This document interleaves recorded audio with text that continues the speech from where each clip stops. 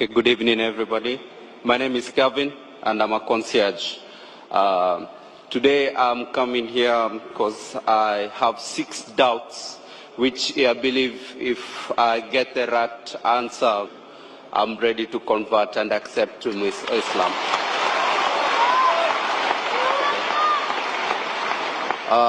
To start with, on my first question, is that how do I know that Islam is the right way to worship?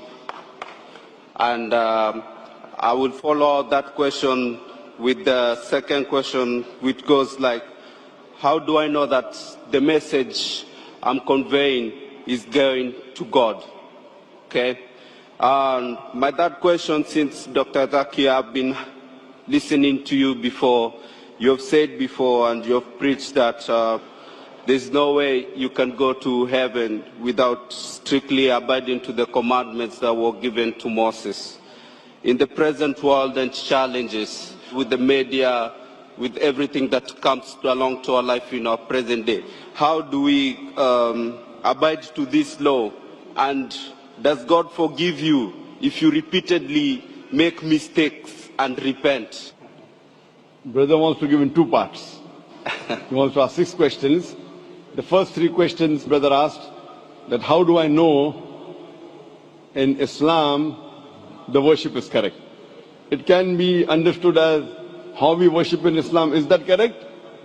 Or it can mean that is Islam the correct religion? What do you mean? Do you want to know that the way you worship in Islam, is it the right way, or is Islam the correct religion of worship? The first question the brother asked, he wants to know, how will he come to know that is Islam the correct religion we should follow? And the second part that is similar, that how will you come to know that Islam is the truth? Exactly. And the third that he said, I said in one of my speech, that JSK, peace be upon him, said that if you want to enter Jannah, you should keep all the commandments and follow all the laws mentioned in the Old Testament. How in this age can we follow all the laws of the Old Testament? I will try and club the first 2 questions together. That how do you know that Islam is the correct religion to worship? And how do you know that Islam is the truth? Islam comes from the word salam, which means peace. It is also derived from the Arabic word silm, which means to submit your will to God. Islam means peace acquired by submitting your will to Almighty God. And for any book to claim that it is a message from God, for any religion to prove that it is from Almighty God, this revelation, this book, this religion should stand the test of time. Previously, it was the age of miracles. And the glorious Quran is the miracle of miracles. Later on came the age of literature and poetry. Muslim and non-Muslim Arabic scholars alike, they claim the glorious Quran to be the best Arabic literature available on the face of the earth. But today, if a religious book says in a very poetic fashion, the world is flat, will a mortal man believe? But natural no. Because today is the age of science and technology. So if we put this test of science and technology to all the religious scriptures that we have today, of the different religions of the world, all of them fail the test except the Quran. And I've given a lecture on the topic Quran and modern science, compatible or incompatible. Time does not permit me to give a full lecture in this question and answer session.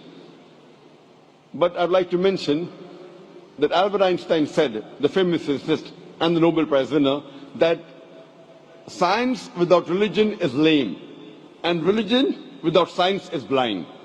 Let me remind you, the glorious Quran is not a book of science, S-C-I-E-N-C-E, but it's a book of signs, S-I-G-N-S. And there are more than 6,000 signs, more than 6,000 ayats in the glorious Quran, out of which more than 1,000 speak about science. Now, if you compare the scientific facts that we have come to know, we find that what science has discovered recently, maybe 50 years back, 100 years back, 200 years back, 400 years back, the glorious Quran has mentioned 1400 years ago. The Quran speaks about the creation of the universe in Surah Anbiya, chapter number 21, verse number 30. What the scientists discovered recently about the Big Bang. What they discovered 50 years back is mentioned in the Quran 14 years ago. We came to know that the earth is spherical in 1577 when Sir Francis Drake sailed around the earth.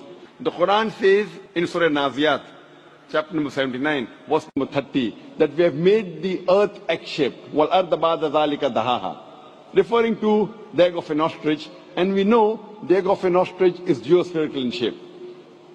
We previously thought that the light of the moon was its own light. Recently we came to know 100 years back, 200 years back, 300 years back, that the light of the moon is reflected light, not its own light.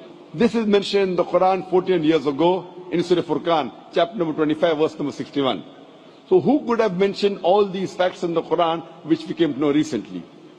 Previously when I was in school, I had learned that the sun revolves but does not rotate about its own axis. Quran mentioned in Surah Anbiya, chapter 21, verse number 33, that the sun besides revolving, it also rotates about its axis.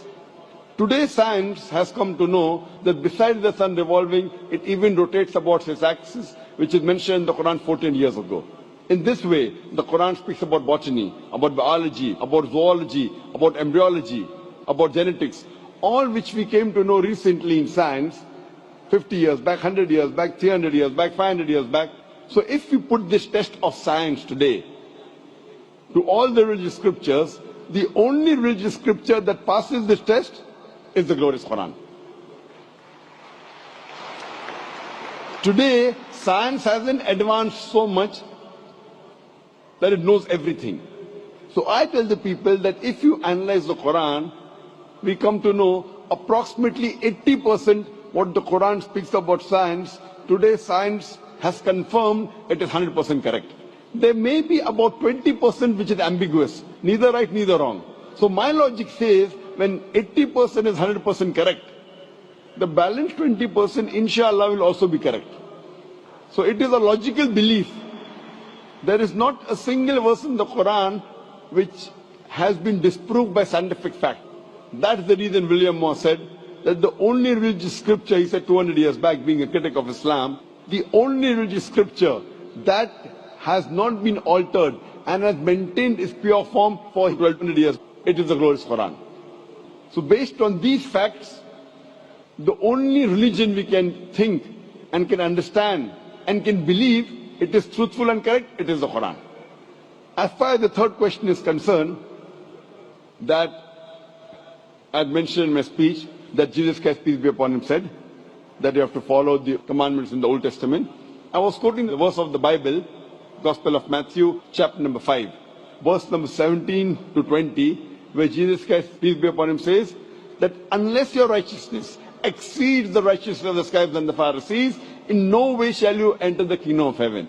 So if you have to be a good Christian at the time of Jesus Christ, peace be upon him, if you want to enter paradise, you have to follow all the commandments of the Old Testament. You cannot break a single jot or a tittle. If you do that, you shall be called least in the kingdom of heaven. So based on this verse of the Bible of Gospel of Matthew, chapter 5, verse 17 to 20, you have to follow each and every law of the Old Testament. And your question was very good and very logical. How can we in this age follow everything of the Old Testament, which is difficult? I agree with you. That's the reason Jesus Christ, peace be upon him, also said in the Gospel of John, chapter number 16, verse number 12 to 14. He said, I have many things to say unto you, but ye cannot bear them now. For he, when the Spirit of truth shall come, he shall guide you into all truth. He shall not speak of himself, all that he hears shall he speak. He shall glorify me. Your prophet Jesus, peace be upon him, is prophesying the coming of the last and final messenger, last and final prophet, Prophet Muhammad, peace be upon him. That when he will come, he will guide you unto all truth. That means Jesus Christ, peace be upon him, knew that everything what is mentioned in the Bible cannot be followed later on, maybe a few centuries later. That's the reason he said that he, when the Spirit of truth shall come, he shall guide you into all truth, talking about Prophet Muhammad, peace be upon him. So at that time, maybe it was possible to follow the rules and regulations mentioned in the Old Testament and the New Testament. But Jesus Christ, peace be upon him, said, in future, when the last and final messenger, Prophet Muhammad, peace be upon him, comes, you should follow him. So if you have to be a good Christian today, besides believing in one God, you should also believe in Prophet Muhammad, peace be upon him. Hope that answers the question, brother. You want to ask the question? The other question is, coming from a Christian background with a Christian family, how will I adapt or connect to my family if I convert to Islam and having two different faiths in the same compound? Brother asked the question that if I convert to Islam, how will I connect with my family having two different faiths? Brother, you know there's something like the Old Testament and something like the New Testament. Even though you are a Christian, you can follow the laws of the Old Testament after the New Testament has come. If there is something like the Old Testament and New Testament, there's also something like the Last Testament. The glorious Quran is the Last Testament of Almighty God. And in this glorious Quran, not a single prophet which is mentioned in the Bible has been derogated.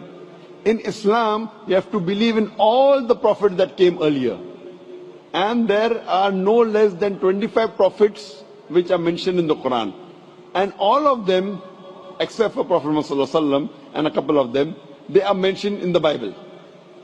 So, we have to respect all the prophets of Almighty God. And our beloved Prophet Muhammad said that Almighty God has sent 124,000 messengers on the face of the earth.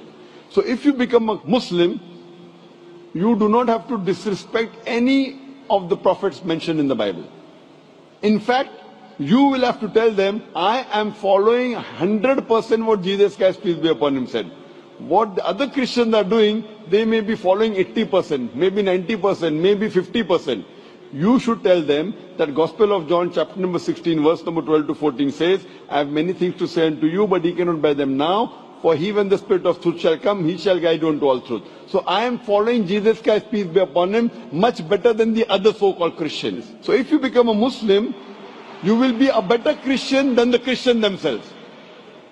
Hope that answers the question, brother. Yes. What's the fifth question? I just ran out of questions now. Fine, so all your questions answered. Yes, it has. Thank So you. now are you convinced about the religion of Islam? I'm convinced about the religion of Islam and I'm ready to accept Islam. Do you believe that there is one God? I'm sorry? Do you believe that there is one God? I believe there is one God. Do you believe Jesus Christ, peace be upon him, is God? I believe Jesus Christ was the messenger of God. MashaAllah. Do you believe that Prophet Muhammad, peace be upon him, is the last and final messenger? I believe Prophet Muhammad was the last and final MashaAllah. Brother, is anyone forcing you to accept Islam? I'm ready to accept. Is anyone forcing you to accept Islam? Nobody's forcing me. Are you It's my doing out of your decision I'm free making will? from myself. Out of Yeah. your free will, out of your own conviction? Out of my own heart. Because forcing anyone into Islam is prohibited in our religion, and it is prohibited even by laws of most of the countries in the world. So you're doing it out of a free will, inshallah. I'm doing it out of free will. I will say in Arabic, and inshallah I can repeat it. Ashhadu Ashadu Allah Allah ilaha ilaha illallah illallah wa ashhadu wa ashadu anna anna Muhammadan Muhammadan abduhu abduhu wa rasuluhu. wa rasuluh. I bear witness. I bear witness. I bear witness I bear witness that that there is no God there is no God but Allah, but Allah and Muhammad is is the messenger the messenger and servant of Allah. and servant of Allah. MashaAllah, you have become Muslim, and I pray to Allah subhanahu wa ta'ala that He guides you and He helps you to guide your family to come to the religion of peace.